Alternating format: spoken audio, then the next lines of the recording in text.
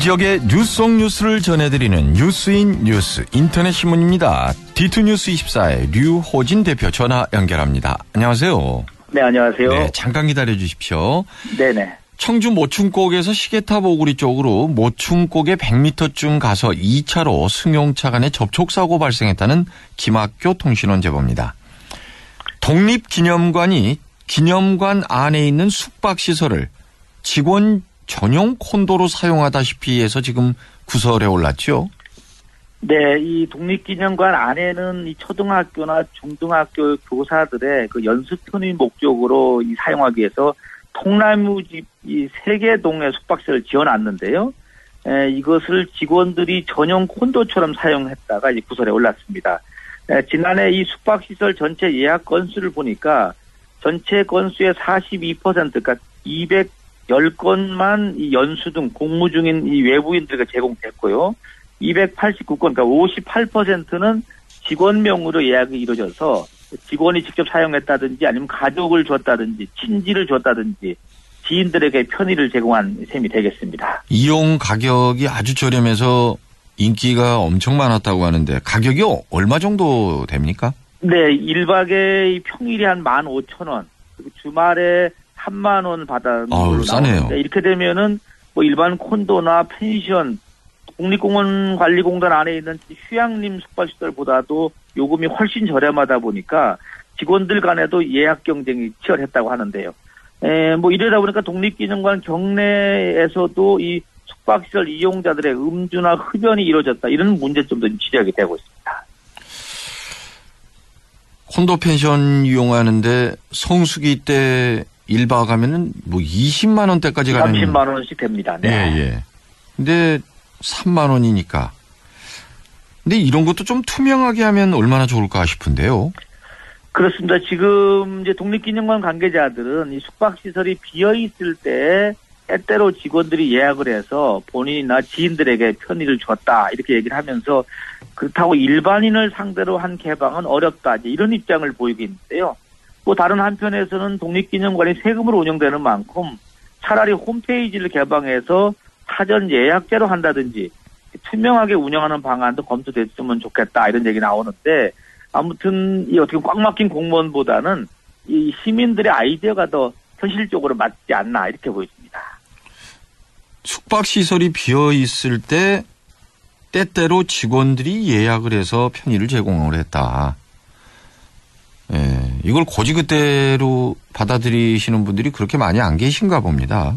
만약에 또 설령 그렇다 하면은 그 빈 날짜에 이 시민들이 얘기하는 대로 오픈을 해서 그렇죠. 아예 공개적으로 이 예약을 받아서 사용한다면은 뭐 그것도 시민들한테는 어떤 좋은 경험도 되고 좋겠는데 거기에 있는 직원들끼리 자기 친척이나 인척이나 뭐 지인이나 이렇게 쓰다 보니까는 이거는 맞지 않지 않냐, 이렇게 지금 나오는 겁니다. 임진왜란 때 사용됐던 이 거북선이 3층 구조였다라는 주장이 있던데요. 네, 그동안에 이 거북선 관련해서는 뭐 여러 설이 나왔던 것 같습니다. 2층이었다, 아니면 준 3층이었다 하는데, 이 과학기술연합대학원대학교의 최연석 교수가 3층이었다, 이렇게 주장을 했는데, 이 최 교수는 과거에 한국항공우주연구원 원장을 지낸 분인데요. 조선시대 신기전을 처음으로 복원하는 등 전통 화학무기 전문가로 알려져 있습니다. 이 최 교수가 연구 문헌 고증과 이 총포 실험 결과를 토대로 해서 거북선을 복원해보니까 임진왜란 당시의 거북선은 현재하고는 조금 형태가 달랐을 것이다, 이런 주장을 하면서 3층이라는 주장을 지금 하고 있는 겁니다. 좀 더 자세히 좀 전해주시죠. 네, 이 최 교수가 이순신 장군이 임진왜란 당시에 올린 그 거북선 관련 장계하고요, 또 이순신 장군의 조카인 이분이라는 사람이 기록한 그 이순신 장군 행록이라는 그 기록물하고, 또 1795년도에 편찬된 그 이충무공 전서의 전라 좌수영 귀선도라는 것인데, 이것하고 또 이순신 장군 종가가 가지고 있는 그 귀선도 2장이 있는데, 이걸 다 분석을 해보니까 거북선에 장착된 그 천자총통, 또 황자총통에서 4가지 대포의 화력 등을 참고해서 복원을 했는데, 복원한 결과 거북선은 이 판옥선을 기본으로 해서 이 3층으로 돼 있고, 모두 여기에 19거의 통포가 배치되어 있었는데 가장 맨 앞에 일단 가장 큰 대포는 이 맨 앞에 지금 배치가 된 걸로 나오고 있고요. 그리고 천자총통 가로 쪽으로는 좀 작은 대포가 지금 이제 배치가 돼 있고 제일 아래층에는 90명 정도가 노를 젓는 공간이 있었다 이렇게 나옵니다. 이걸 보면은 영화 명랑에서처럼 이 측면에서 한 포를 쏘는 경우가 지금 그 영화에 나왔었는데 만약에 이렇게 되면은 배가 뒤집혔을 것이다 이렇게 지금 주장을 하고 있는 겁니다. 앞으로는 감염 여부를 1시간 만에 검사할 수 있는 장비가 개발됐다면서요? 네, 그렇습니다. 그동안에 메르스도 그렇고 확산될 때 보면 감염 여부를 확인하는데 2, 3일씩 걸리다 보니까 격리가 제대로 안 되고 했었는데 앞으로는 이런 감염병에 대해서는 즉각 대처할 수 있는 장비가 개발됐다는 소식입니다. 한국기계연구원의 권오원 박사팀이 개발한 이 검사 장비 같은 경우는 비전문가도 현장에서 병원체 감염 여부를 1시간 안에 정확하게 검사할 수 있는 일체형 분자 진단 키트 전자동 장비라고 합니다. 근데 대개 이런 게 나중에 시판이 돼도 가격이 문제인데 어떻습니까? 지금까지 나온 얘기로는요, 이 장비의 부품 수량을 좀 최소화하고 좀 값싼 카트리지를 사용할 경우에는 지금 기존에 나와 있는 분자 진단 장비 한 10분의 1 정도, 2만 원대면은 가능하겠다 이렇게 연구진은 지금 나오고 있는데요. 이렇게 되면은 이 종합병원이 없는 곳에서도 쉽게 검사를 할 수 있어서 이 방역 체계를 좀 한 단계 끌어올리는 효과가 있을 것이다. 이렇게 지금 기대가 되고 있습니다. 어르신들을 대상으로 한 독감 백신 무료 접종이 백신 부족으로 지금 혼란이 적지 않지요? 네, 그렇습니다. 사실 65세 이상 어르신들이 이제 무료로 독감 백신을 받을 수가 있는데 올 상반기에 이 메르스 중동호흡기 증후군이 이 사태가 벌어지면서 감염에 대한 불안감이 커지다 보니까 예년보다 수요자가 올리다 보니까 병의원들이 지금 백신이 거의 떨어지는 상태라고 합니다. 실제로 지난해 전국의 255개 보건소에서 실시한 예방접종에는 대략 한 380만 명이 접종을 했는데요. 올해 같은 경우는 시행한 지 12일 만에 벌써 390만 명이 접종을 받았고 그러다 보니까 당초 목표랑 530만 병에 지금 근접하고 있다 이렇게 지금 통계가 나오고 있습니다. 네, 오늘 소식 잘 들었습니다. 네, 감사합니다. D2뉴스24의 류호진 대표였습니다. 네, 뉴스 플러스 시간 진행하겠습니다. 이 중앙로 차 없는 거리가 이제 내일 또 시작하는데 하루 하는데요.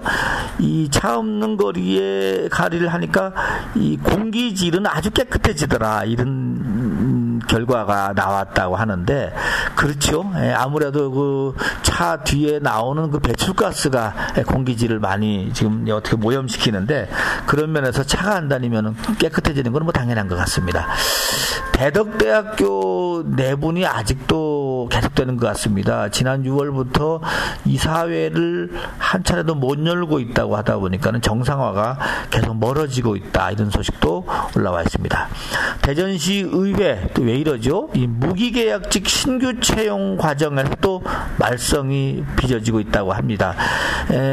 지금 시 본청에서는 이 사람을 지금 어떻게 보면 구조조정을 해야 될 상황인데 시의회 쪽에서는 이 무기계약직 하나를 또 뽑겠다 이렇게 하다 보니까는 조금 더 이렇게 양쪽이 지금 갈등이 있는데 누군지 모르겠습니다. 뭔가 또 연관성이 있는 사람이 아닌가 해서 지금 언론에서 지금 주목을 하는 것 같습니다.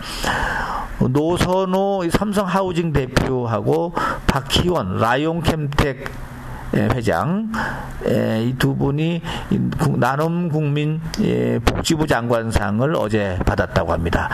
두 분은 대전 아너소사이어티 그러니까 1억 원 이상 기부한 사람들의 모임이죠. 아너소사이어티 회원이면서 착한 가게 운동에도 가입하고 있고 사회공헌 활동을 활발하게 해온 공로라고 합니다. 오는 23일 날 가양동 그 비례공원에서 재능 나눔 열린 음악회가 개최되는데요. 윤한기 이분 지금 목사라고 하죠. 또 옥티 씨 가수가 출연을 한다고 합니다. 조성겸 충남대 교수가 한국 언론학회장 임기가 시작이 됐다고 합니다. 이 선출은 올 초에 선출된 걸로 알고 있고요.